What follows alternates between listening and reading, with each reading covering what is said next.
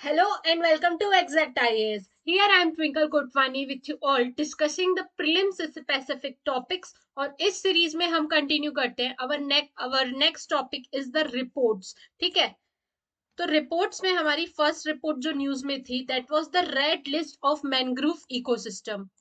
ये जो रिपोर्ट है मैनग्रोव इकोसिस्टम के बारे में, ये पहली बात, ये first comprehensive global assessment report है जो कि आईयूसीएन के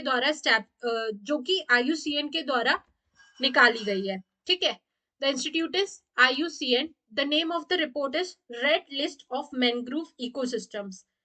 इस रिपोर्ट ने बताया कि जो पूरे वर्ल्ड की मैंग्रोव इकोसिस्टम को 36 डिफरेंट रीजन्स में पहली चीज डिवाइड कर दिया गया, उसके बाद असेसमेंट किया गया. इस रिपोर्ट ने बताया कि वर्ल्ड में जितना भी मैंग्रोव है उसमें से 50% मैंग्रोव जो है वो रिस्क ऑफ द कोलैप्स पर है, मतलब कि वल्नरेबल है या क्रिटिकली इंडेंजर्ड है या इंडेंजर्ड है. एट द एंड हम ये बोल सकते हैं कि वर्ल्ड का 50% mangrove system is under threat. अब बात की जाए इंडिया स्पेसिफिक बातों की, तो इंडिया के मैंग्रोव को बेसिकली 2 पार्ट्स में डिवाइड किया गया. पहला क्रिटिकली इंडेंजर्ड, दूसरा लीस्ट कंसर्न.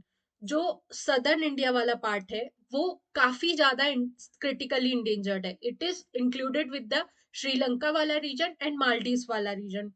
यहाँ के मैंग्रोव्स को सबसे ज्यादा थ्रेट्स है.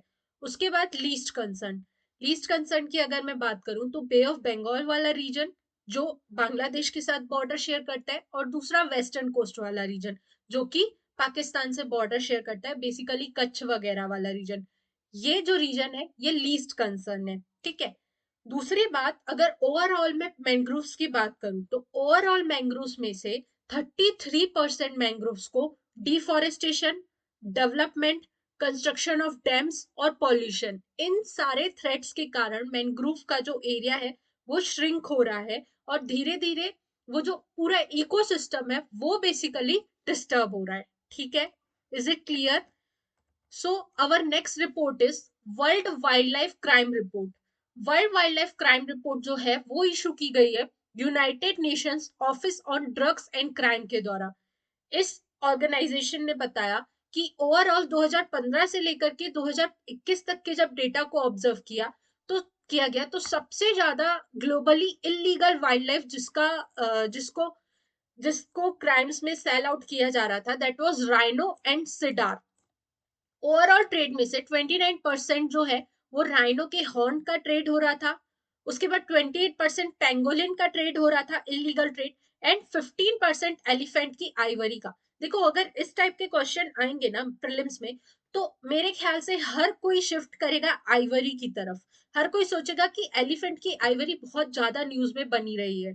और ऑब्वियस सी बात है, अगर एंशियंट इंडिया की बात करोगे तो उस टाइम पर आइवरी काफी प्रीशियस मानी जाती थी. उसका हमें बहुत अलग अलग जगह डिस्क्रिप्शन मिलता है, तो इट इज वेरी ऑब्वियस कि हम आइवरी की तरफ जाएंगे. बट याद रखना कि राइनो के हॉर्न का ज्यादा ट्रेड हुआ है, इलीगल मार्केट ज्यादा राइनो के हॉर्न का स्टेब्लिश हुआ है एज कंपेयर टू एलिफेंट की आइवरी. और भी अदर स्पीसीज है जो कि इलीगल ट्रेड के लिए फेमस रही हैं, जैसे कि eels, crocodiles, parrots, cockatoons, carnivorous turtle, tortoises, snakes, sea horses and others.